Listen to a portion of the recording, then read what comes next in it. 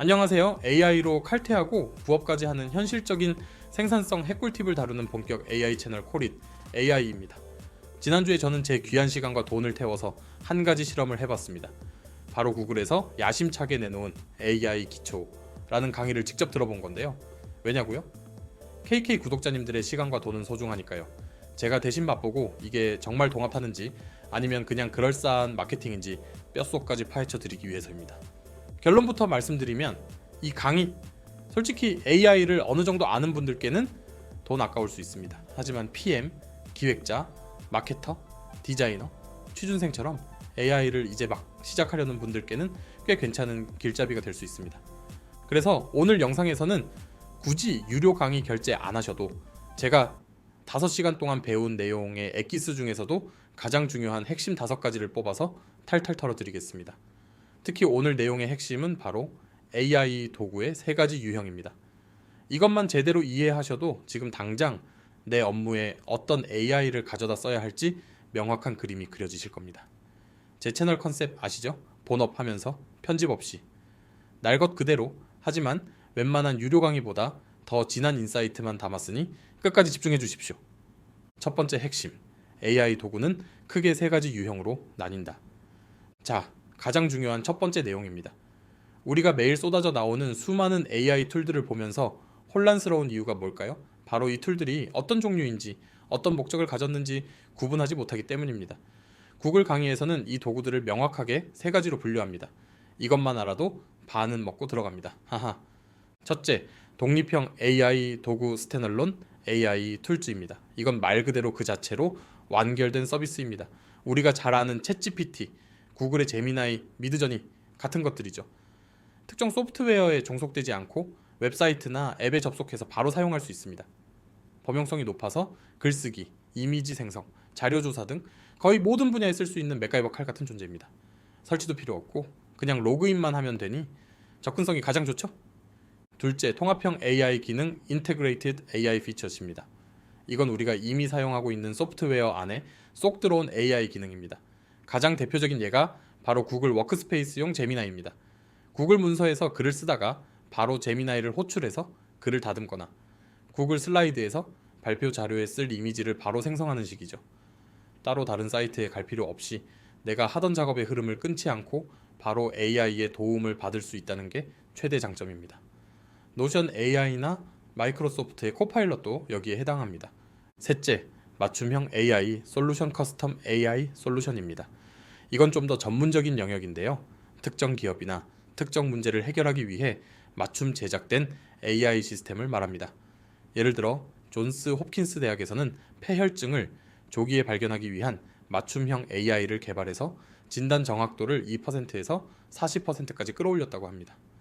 또 다른 예로 제가 예전에 세일즈 팀에 있을 때 200개가 넘는 고객사를 관리했었는데 고객사별로 과거 데이터, 업계 트렌드, 계절적 요인을 모두 분석해서 이번 분기에는 이 고객사를 가장 먼저 공략해야 합니다.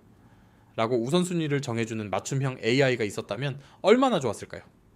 이런 건 범용 툴로는 해결이 안 되는 아주 구체적인 문제를 푸는 특수부대 같은 AI입니다. 나는 개발자가 아닌데 이런 걸 어떻게 만들어? 싶으시죠? 놀랍게도 요즘은 이런 맞춤형 솔루션도 노코드 로우코드 툴로 만들 수 있는 시대가 오고 있습니다. 이건 나중에 더 자세히 다루겠습니다. 두 번째 핵심, 숨겨진 맥락을 명시적으로 꺼내줘라. 자, 이제 프롬프트 작성에 대한 실전 꿀팁입니다. 우리가 AI에게 일을 시켰는데 자꾸 멍청한 대답만 내놓는 이유가 뭘까요? 바로 숨겨진 맥락, implied context를 알려주지 않았기 때문입니다. 예를 들어보죠. 제가 채식주의자인 친구에게 뉴욕 맛집을 추천해준다고 상상해보세요. 친구가 뉴욕 맛집 추천해줘 라고만 물어도 저는 알아서 스테이크 하우스는 빼고 채식 옵션이 좋은 식당들을 추천해줄 겁니다. 왜냐하면 저는 내 친구가 채식주의자라는 숨겨진 맥락을 알고 있으니까요. 하지만 AI는 그걸 모릅니다. 챗GPT에게 그냥 뉴욕 맛집 3곳 추천해줘 라고 하면 AI는 가장 유명한 스테이크 하우스를 추천할 수도 있습니다.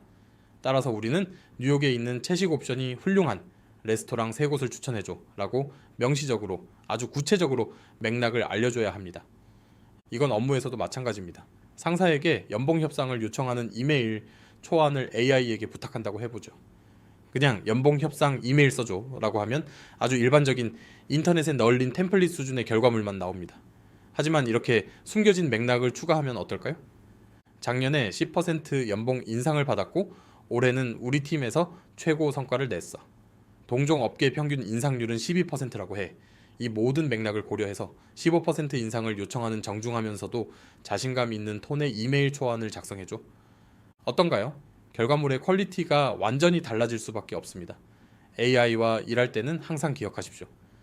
얘는 내가 아는 걸 아무것도 모른다. 초등학생에게 설명하듯 모든 배경과 맥락을 명시적으로 알려주자. 이것이 프롬프트 엔지니어링의 가장 기본이면서도 가장 강력한 원칙입니다.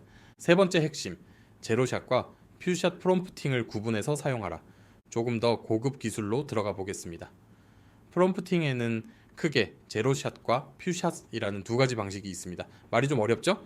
퀵하이 아주 쉽습니다. 샷은 예시라고 생각하시면 됩니다. 제로샷 프롬프팅은 말 그대로 예시를 하나도 주지 않고 그냥 바로 원하는 것을 요청하는 방식입니다. 범블 앱에서 쓸만한 센스 있는 자기소개 문구 써줘 처럼요. 간단하고 빠르지만 결과물이 내가 원하는 방향과 다르게 나올 수 있다는 단점이 있습니다.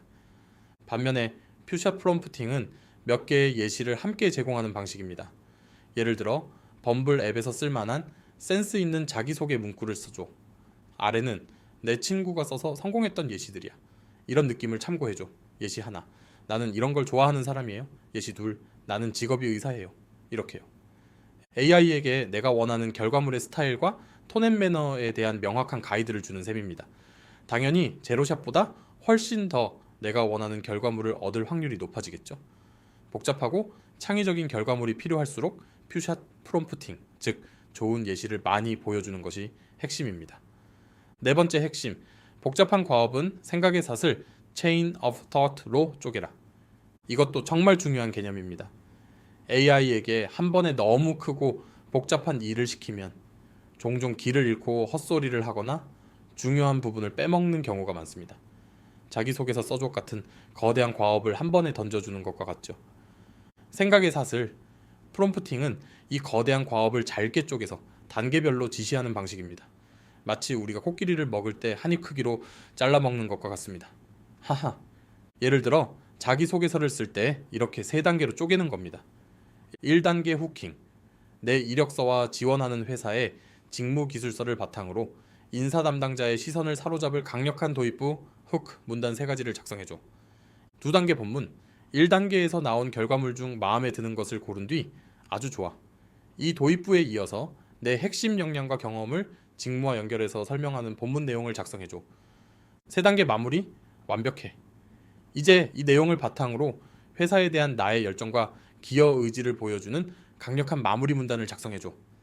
어떤가요? 각 단계마다 제가 피드백을 주고 방향을 수정할 수 있기 때문에 최종 결과물은 훨씬 더 정교하고 완성도 높아질 수밖에 없습니다. 복잡한 보고서나 제안서를 쓸 때 이 생각의 사슬 기법을 꼭 활용해 보세요. 생산성이 달라집니다. 5번째 핵심, AI의 한계를 명확히 인지하고 인간이 개입하라. 마지막으로 가장 현실적인 조언입니다. AI는 만능이 아닙니다. 명확한 한계가 존재하죠. 이 한계를 모르고 맹신하다가는 큰 낭패를 볼 수 있습니다. AI의 3대 한계는 다음과 같습니다. 첫째, 편향된 데이터. AI는 학습한 데이터를 기반으로 결과물을 만들기 때문에 학습 데이터 자체가 편향되어 있다면 결과물도 편향될 수밖에 없습니다. 둘째, 최신 정보 부족. 대부분의 AI 모델은 특정 시점까지의 데이터만 학습했습니다. 챗GPT의 경우 2023년 8월까지죠. 따라서 그 이후의 최신 정보에 대해서는 엉뚱한 대답을 할 수 있습니다. 셋째, 가장 무서운 환각, hallucination. 이건 AI가 아무렇지 않게 거짓말을 진짜인 것처럼 지어내는 현상입니다. 최근 구글과 메타가 합병해서 무글이라는 회사가 되었습니다. 와 같이 아주 그럴듯하게요. 따라서 우리는 AI가 내놓은 결과물을 최종 결과물이라고 생각해서는 안 됩니다. 그것은 어디까지나 초안일 뿐입니다. 특히 건강, 법률, 금융과 같이 중요한 의사결정이 필요한 분야에서는 반드시 전문가의 검토를 거치거나 여러 번 교차 검증을 해야 합니다. AI는 우리의 일을 도와주는 강력한 조수이지 우리를 대신해 모든 책임을 져주는 상사가 아니라는 점을 명심해야 합니다. 최종 판단과 책임은 언제나 인간인 우리의 몫입니다. 자, 오늘 구글의 유료 강의를 바탕으로 AI 시대를 살아가는 우리가 반드시 알아야 할 5가지 핵심 원칙을 알아봤습니다. AI 도구의 3가지 유형, 숨겨진 맥락 꺼내기, 제로샷과 퓨샷, 생각의 사슬, 그리고 AI의 명확한 한계까지. 이 원칙들만 제대로 이해하고 업무에 적용하셔도 구독자님들의 생산성은 지금과는 비교할 수 없을 정도로 향상될 겁니다. 제 채널에서는 앞으로 오늘 소개해드린 개념들을 실제 업무에 어떻게 적용하는지 바이브 코딩 툴들을 활용해서 직접 보여드릴 예정입니다. 오늘 내용이 도움이 되셨다면, 그리고 앞으로의 콘텐츠가 기대되신다면 구독과 좋아요 잊지 마시고요. 구독자님들은 오늘 배운 내용 중 어떤 것을 가장 먼저 업무에 적용해보고 싶으신가요? 댓글로 자유롭게 남겨주세요. 그럼 저는 다음 영상에서 더 깊이 있는 실전 팁으로 찾아뵙겠습니다. 감사합니다.